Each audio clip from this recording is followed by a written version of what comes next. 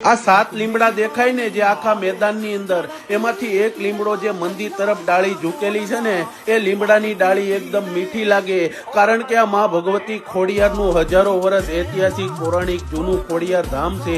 અયાવેદ ધામની અંદર માં આવડ ખોડિયાર સાક્ષાત બિરાજમાન છે।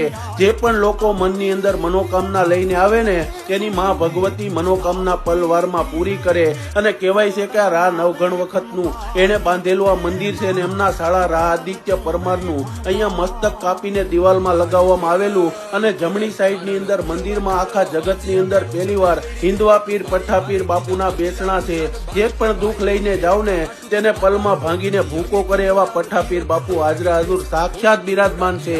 અને મંદિરની બહાર સિંધના બેડાની શિકોતરમાં સાક્ષાત બિરાજમાન છે। જો આના દર્શન થઈ જાય ને જીવનમાં તો જીવન ધન્ય થઈ જાય। જેથી આ વિડીયો વધુમાં વધુ શેર કરી અને એક લાઈક કરી દેજો। જય ખોડિયાર લખી નાખજો મારા વાલા।